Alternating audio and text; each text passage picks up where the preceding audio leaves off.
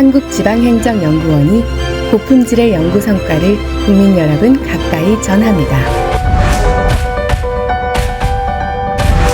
안녕하세요.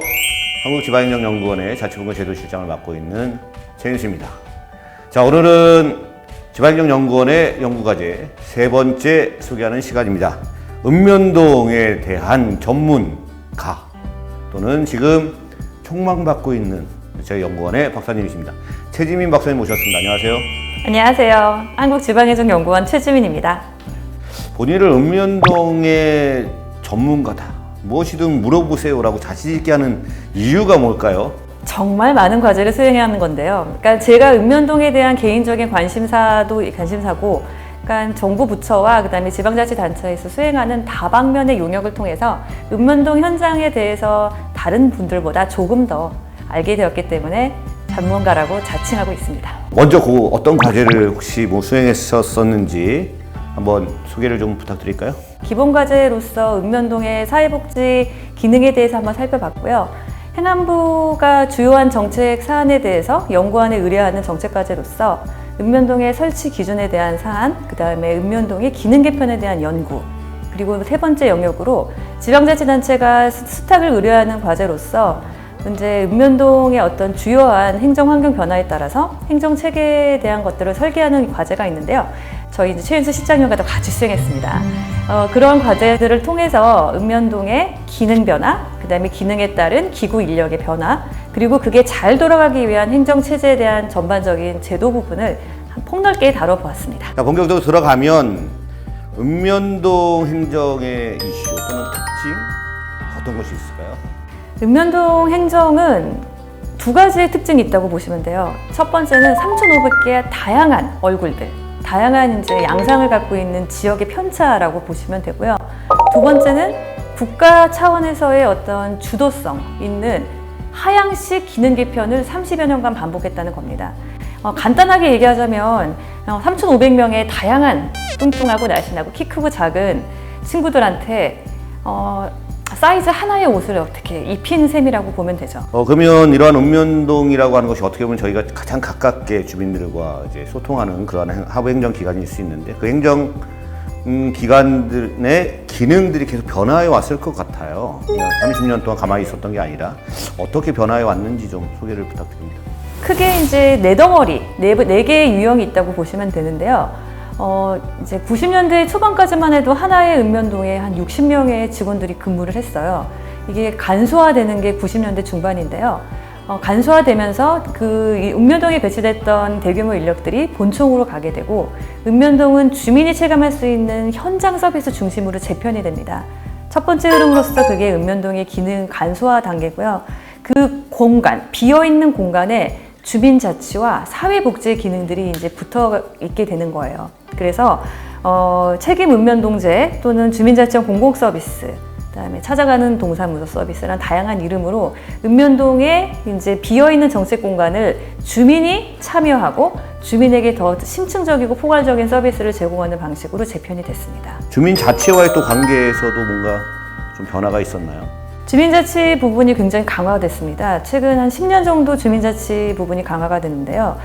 주민들이 직접적으로 행정 현장에 목소리를 내기 시작하고요. 자신들이 중요하다고 생각하고 있는 예산들을 이제 직접 건의를 해서 자기의 마을에 더 좋은 사업들이 내려가도록 하는 것들을 스스로 결정하는 다양한 주민의 참여 활동들이 제도화가 되었습니다.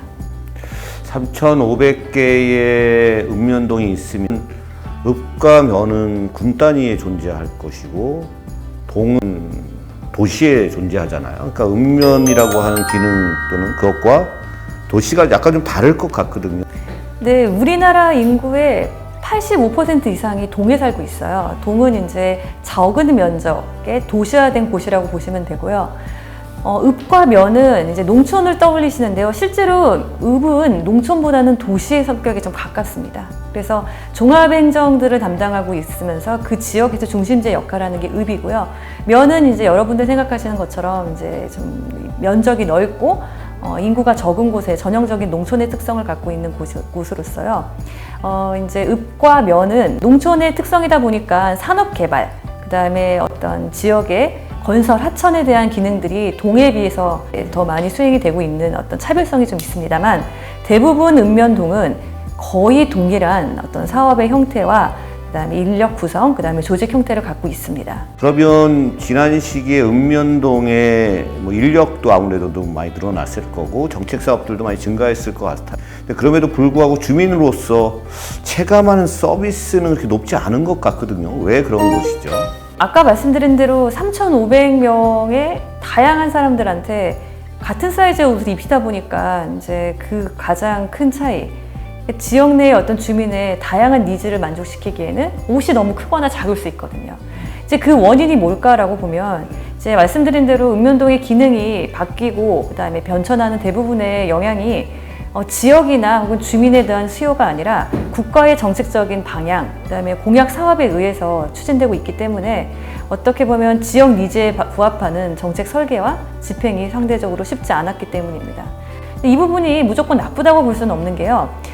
국민들이 어디에 살거나 누구나 동일한 서비스를 얻게 하는 게 국가의 역할이고 그 원칙을 저희는 내셔널 미니멈이라고 하는데 3,500개의 읍면동에 사는 다양한 주민들이 자기 환경과 상관없이 같은 서비스를 받는 것은 중요하기 때문에 비슷한 사업들이 읍면동에 집행되는 건 맞습니다만 지역의 여건에 좀 부합해서 좀 행정 지원을 더 많이 가야 되는 지역에는 그만큼 충분한 인력과 예산이 부족한 상태, 주민자치 부분에 대해서 현장의 목소리를 충분히 반영하기 어려운 행정의 한계, 또 행정은 여건이 되는데 현장의 어떤 전문성이 그에 따라오지 않는 어떤 한계들 때문에 주민들이 체감하는 방식으로 진행이 좀 어려운 사업들이 이제 많아서 읍면동이 좀 비효율적인 게 아니냐라는 이제 비판을 받는 경우가 많습니다.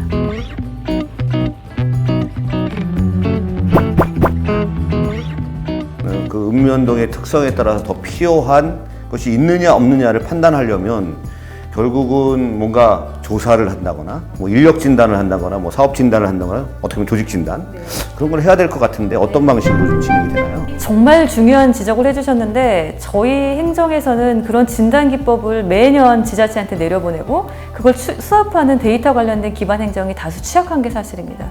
그래서 저희 지방행정연구원에서 작년도에 수행한 과제가 있습니다. 저희 조직진단분석센터에 제가 소속돼 있는데요. 저희 센터는 행안부로부터 매년 25개 지자체 대상으로 사업을 이제 진행을 하고요. 그다음에 그 지역에서 이제 확충된 인력 부분에 대한 컨설팅을 담당하는 동시에 행안부 차원에서 이제 국가적으로 관리해야 될 기구와 인력에 대한 제도들을 개선하는 것을 같이 수행을 합니다. 작년에 저희가 25개 지자체 58개 읍면동 대상으로 이제 진단을 내려가서요. 그 기초 데이터를 활용해서 전체 3,500개의 읍면동이 스스로 자신의 인력을 진단하고 적정한 업무량을 확보하기 위해서 인력을 어떻게 배치해야 될지에 대한 조직 진단 매뉴얼을 만들어서 개발했습니다. 8월 달에 이제 저희 온라인 오리엔테이션을 거쳤고요. 올해는 이제 행안부에 기구 정원 관련된 지침에 의뢰해서 전국 단위로 내려보냈고 이제 권고사항입니다. 이게 무조건 해서 그 결과를 행안부에 보고할 필요는 없고요. 권고사항으로서 지자체 스스로 한번 관내 읍면동이 인력이 많은 곳, 적은 곳을 이제 스스로 진단해서 재배치할 수 있는 기준을 만드는 방법론을 제안했습니다. 읍면동 인력 진단 매뉴얼. 네. 그걸 보면 저도 혹시 그걸 보면 이렇게 진단할 수 있나요? 누구라도 하실 수 있고요. 관련된 사안에 대해서 저희 이제 센터에서 좀 활용도를 높이기 위한 별도의 안내 매뉴얼과 그다음에 동영상을 이제 제작해서 지자체에 배포할 예정입니다.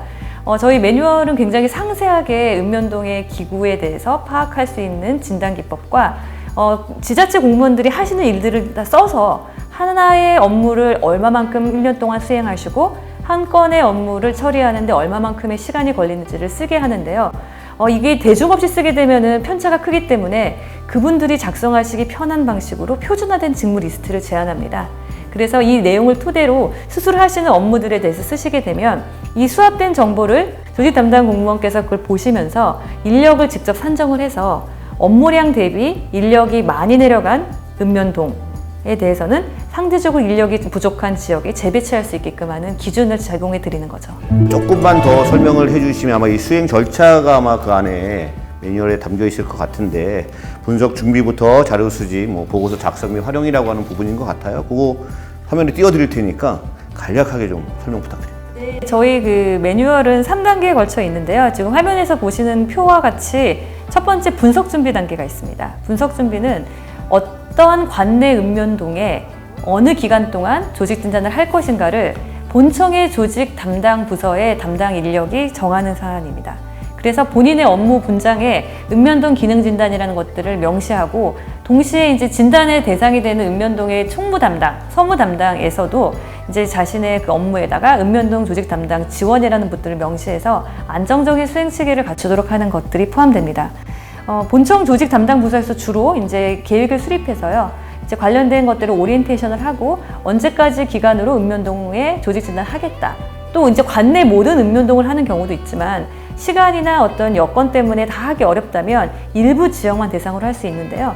저희 매뉴얼에 어떤 지역으로 해야 될지에 대한 선택 기준도 제안했습니다. 두 번째 단계는 자료 수집 단계인데요. 조직에 대한 일반 현황을 파악하는 첫 번째 단계가 있고요. 이 단계에서는 예산 현황, 그다음에 현재 기구와 인력의 정원 현황 규모, 그다음에 그 비공무원 인력들이 하고 있는 업무의 분장 사안들을 그냥 정리하는 사안이고요. 각 팀장님 또는 담당님들이 하셔야 되는 것들 중에 하나는 각 팀에서 직면하고 있는 인력의 어려움, 그다음에 개선 사안에 대한 것들을 이제 제안하는 어떤 그 항목이 있습니다. 그래서 조직 현황을 먼저 파악하고요. 6급 포함해서 6급 이하의 공무원들이 수행하는 모든 직무에 대해서 스스로 기술하는 그 직무기술서를 배포하고 작성토록 합니다. 이 작업은 읍면동 내에서 해주셔야 되는데요. 과정이 좀 어렵고 까다로울 수 있기 때문에 다 반드시 본청의 조직 담당과 읍면동 총무 담당해 주시는 서무 담당이 같이 협업하면서 이 조사표를 작성해 주시는 팀장님과 팀원들한테 상세한 안내를 제공해 줄 필요가 있습니다. 이 직무기술서 부분도 저희가 아마 서식이 마련되어 있는 것 같아요. 그래서 서식도 참고하셔서 하시면 되는데 혹시 하시다가 부족한 부분은 한국지방행정연구원 지방행정혁신실에 최지민 박사님께 연락을 주시면 상세히 소개해드리지 않을까 싶고요. 자료를 이제 수집을 했으니까 또 분석도 하셔야 되잖아요. 세 번째 단계가 이 모든 자료를 수집해서 봐야 되는 건데요. 업무가 많다, 인력이 부족하다 이런 기준은 실제로 주관적인 기준이기 때문에 정량적으로 표시하는 게 중요합니다. 업무의 많음을 업무에 들어가는 투입하는 총 시간이라고 보고요. 전체 직원들의 총 시간을 계산하고 총 시간을 한 근로자가 1년 동안 근무 가능한 시간을 저희는 1,800에서 1,900시간이라고 이제 국제노동기구의 기준에 따라서 보면요. 전체 시간에서 1,800 또는 1,900시간을 나누게 되면 그 나눈 값이 바로 적정한 인력 규모라고 저희는 봅니다. 그런데 현재 인력과 업무량에 근거한 인력의 차이가 많거나 크거나 작으면 그 사이를 조정하는 것들을 이제 먼저 파악을 해야 되는 게 중요하잖아요. 그래서 이 관련된 직무기술서들을 다 수합해서 업무량이라는 개념으로 환산해서 계산하는 부분은 본청의 조직 담당자께서 하시는 건데요. 그것도 좀 까다로울 수 있지만 저희 매뉴얼에 상세하게 기술되어 있습니다. 그래서 작성을 하시고 인력이 부족한 지역과 남는 지역들을 서로 이제 비교하면서 그 안에서 총 정원을 늘리지 않은 선에서 인력을 재배치하는 거를 첫 번째 이제 저희 제안해드리고요. 두 번째는 모두 다 인력이 부족하게 나온다. 라고 한다면 어쩔 수 없이 이제 본청의 다른 이제 부서와의 어떤 협의를 통해서 본청 인력 부분을 읍면동에 재배치하는 방안을 검토해 볼 필요가 있는 거죠. 이렇게 이제 읍면동과 관련된 한 가지 옷이 아니라 다른 옷을 입힐 수 있는 방안들을 약간 좀 상세하게 말씀을 좀 해주셨습니다. 자, 이상으로 저희 읍면동과 관련된 테마를 주제로 한 시간 마치도록 하겠습니다. 네, 고맙습니다. 고생 많으셨습니다. 감사합니다. 감사합니다.